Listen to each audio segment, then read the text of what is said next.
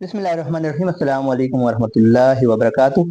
मेरा नाम है बिलाल रहमान और आज उम्रे के हवाले से कुछ बातें अर्ज करनी है। पहली वीडियो में हमने उम्रे की डिटेल तफसील जो है उम्रा अदा करने की वो अर्ज की थी कि उम्रे के फ़राइज़ क्या हैं, उम्रे के वाजिबात क्या हैं, उम्रे की सुन्नतें क्या हैं, उम्रा अदा करने का मुकम्मल तरीका क्या है। तो उसमें हमने एहराम के हवाले से कुछ मुख्तसर गुफ्तगू की थी कि एहराम के दौरान आपने किन किन पाबंदियों का ख्याल रखना है, क्या क्या एहतियातें हैं एहराम पहनने से लेके एहराम जब आप उतार देते हैं, जो जो अहकामात पूरे करने हैं उनके बाद। इन सबसे पहले आप एहराम पढ़ते हैं, एहराम बांधते हैं। एहराम बांधने की शर्त ये 2 रकात नफल पढ़े आपने और फिर एहराम उसके बाद आपने सर से एहराम उतार दिया, उम्रा की नियत की, एहराम बांधने की नियत की और फिर उसके बाद आपने तलबिया पढ़ी बुलंद आवाज से, लब्बैक अल्लाहुम्मा लब्बैक मुकम्मल। तो एक फर्ज पूरा हो गया। फिर आपने जाके तवाफ किया काबा शरीफ में, 7 चक्कर आपने लगाए, 7 चक्करों में 8 दफा इस्तिलाम किया हजर अस्वद का, 2 फर्ज पूरे हो गए। फिर आपने नमाज पढ़ी 2 रकात नफल मुकाम इब्राहिम पे। फिर आप 9वां इस्लाम करके सफ़ा मरवा चले गए, 7 चक्कर लगाए आपने। तो ये आपका पहला वाजिब पूरा हो गया और उसके बाद आपने अपना सर मंडवा दिया या चौथाई सर के बाल कटवा दिए, तो उम्रे का आखिरी वाजिब भी पूरा हो गया। फिर आप एहराम उतार सकते हैं। तो एहराम बांधने से लेकर एहराम उतरने तक जो है ये जो पीरियड है, आपने 2 रकात नफल पढ़े, एहराम बांधा और उसके बाद जब आप हलक या कसर के बाद एहराम उतारते हैं, इस पीरियड में कुछ पाबंदियां होती हैं। सिमिलरली अगर आप हज कर रहे हैं तो उसमें भी एहराम आपने बांधा। 8 जिलहज्जा को मिना आप चले गए, उसके बाद अरफात हो गया, वकूफ़ अरफात हो गया, फिर अगले दिन मुज़दलिफ़ा गए उसी दिन आप।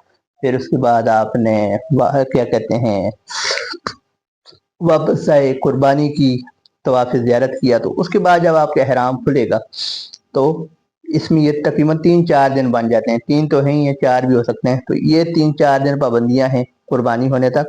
और उम्रे में आपकी ये पाबंदियां हैं जब आपने एहराम बांधा और फिर जब आपने सर मंडवाया, उसके दौरान में जो पाबंदियां हैं उनका आपने ख्याल रखना है और एहतियात है उसमें। और जैसे नमाज का कोई वाजिब छूट जाता है तो हम सजदा सहवा करते हैं।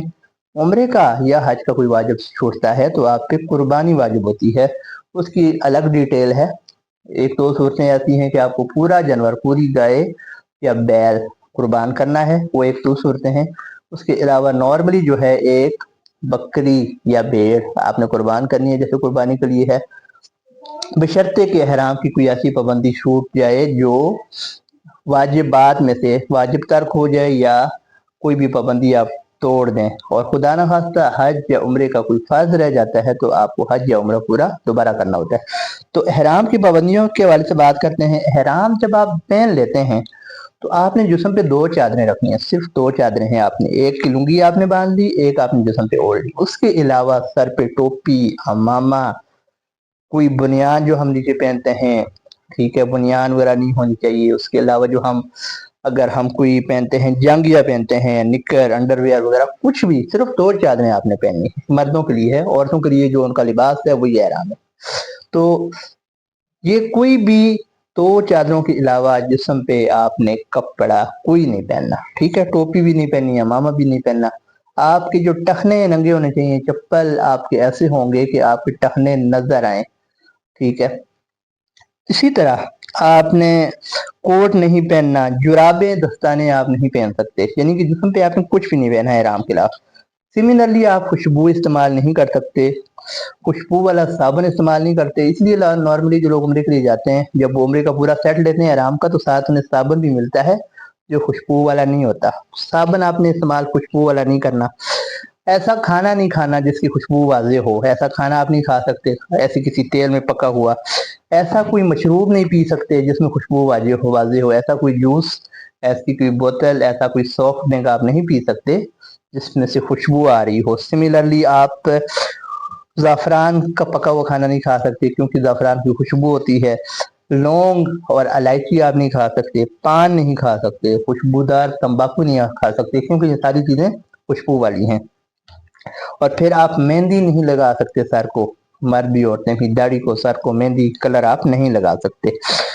اور اس کے علاوہ سلا ہوا کپڑا نہیں پہن سکتے, جیسے پہلے یاد کی کہ بنیان وغیرہ قمیض کوئی بھی چیز آپ نہیں پہن سکتے. اور پھر اس کے بعد آپ شکار نہیں کر سکتے, شکاری کی مدد نہیں کرتے, یہ تو نارملی آج کل ہوتا بھی نہیں ہے. اور اس کے علاوہ جب آپ وضو یا غسل کرنے ہیں تو اس کے بعد آپ نے منہ پہ اور سر پہ تولیہ استعمال نہیں کرنا. یہ احتیاط کے طور پہ ہے, منع نہیں ہے. احتیاط جب تولیہ سر منہ پہ یا سر پہ استعمال کریں گے تو بال گرنے کا خطرہ ہوتا ہے, اس لیے آپ سر پہ یا منہ پہ تولیہ استعمال نہ کریں, کوئی کپڑا استعمال نہ کریں احرام کی حالت میں.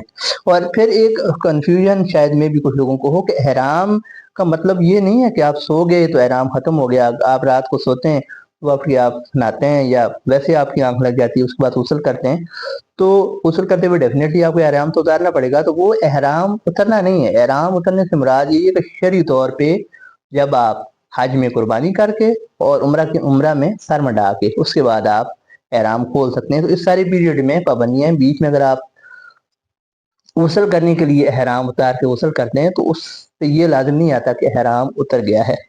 اس کے بعد جو ہے چہرہ آپ نہیں ڈھانپ سکتے. اگر آپ ایسی سچویشن ہے تھک کے سونا ہے آپ نے, تو سوتے ہوئے آپ کے پاؤں پہ بھی کپڑا نہیں ہونا چاہیے, ٹخنے اور پورا پاؤں آپ کا خالی ہو, اور آپ کے یہاں گردن سے اوپر بھی کپڑا نہیں ہونا چاہیے.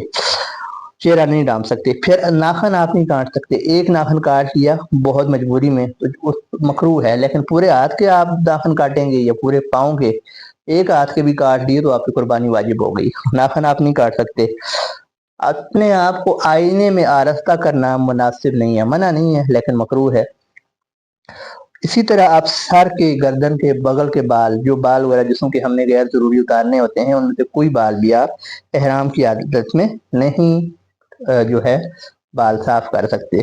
پھر شکار تو ڈیفینیٹلی ہم نہیں کرتے, لیکن اگر خدا نخواستہ جوں ہے, مچھر ہے, مکھی ہے, ایسی کوئی بھی چیز آپ نہیں مار سکتے. البتہ نقصان دہ چیز جیسے سانپ ہے, بچھو ہے, جو نقصان پہنچا سکتے ہیں لوگوں کو یا آپ کو, وہ مارنا عمرے کی احرام کی حالت میں وہ جائز ہے. اب درخت نہیں کاٹ سکتے. دیکھیں درخت تو ہم کاٹتے بھی نہیں ہیں, لیکن پھول پتے ذرا تھوڑا سا احتیاط ہوتی ہے. پھول پتے درخت آپ جو ہے احرام کی حالت میں نہیں توڑ سکتے. اور اس کے بعد آپ جو ہے انگوٹھی وغیرہ پہن سکتے ہیں آپ. اسی طرح اگر کوئی اینک لگاتا ہے, ڈاکٹر نے لکھا ہوا ہے, تو اینک بھی آپ لگا سکتے ہیں, اس سے احرام پہ فرق نہیں آتا. اور یہ تمام چیزیں ایسی ہیں. اچار بعض اوقات کھانے میں ڈالا ہوتا ہے تو اچار میں سے خوشبو آ رہی ہوتی ہے, تو ایسا کھانا بھی ہم نہیں کھائیں گے جس میں سے خوشبو آ رہی ہو. یا ایسا اگر اچار یا کوئی ایسی چیز خوشبودار تیل اتنا پکا دیا ہے کہ اس کی خوشبو ختم ہو گئی ہے تو ٹھیک ہے, لیکن خوشبو آ رہی ہے تو ہم استعمال نہیں کر سکتے. تو یہ ساری پابندیاں ہیں احرام کی. اور یہ پابندیاں کیوں ہیں کہ اللہ رب العزت کے ساتھ آپ نے ایک ایسا تعلق پیدا کرنا ہے کہ جس میں ایک وارفتگی کہہ لیں, ایک دیوانگی کہہ لیں. تو حج یا عمرہ ویسے بھی ایک دیوانگی والی عبادت ہے. دیکھنے میں بندہ دیوانہ ہی لگتا ہے کہ دیکھو یار کیسا مسافر ہے, کیسا بندہ ہے کہ جس کے پاس سب کچھ ہے اور سب کچھ اس کے لیے جائز بھی ہے, لیکن اللہ کی رضا کی خاطر یہ صرف 2 چادروں میں ملبوس ہے اور ایک فقیرانہ زندگی گزار رہا ہے. تو یہ پیریڈ بڑا روحانی پیریڈ ہوتا ہے. جب آپ احرام باندھ بھی لیتے ہیں اس کے بعد ہی کیفیت آپ کو محسوس ہوتی ہے.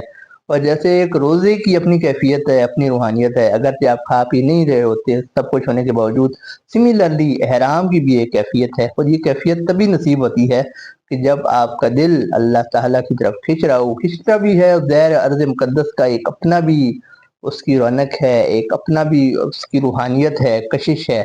اور پھر اگر بندہ خود بھی دیوان وار جا رہا ہے تو پھر اس کا کیا ہی کہنے. اسی لیے احرام اور عمرہ اور حج سے کہتے ہیں, حدیث شریف بھی ہے کہ بندے کے پہلے سارے گناہ معاف ہو جاتے ہیں.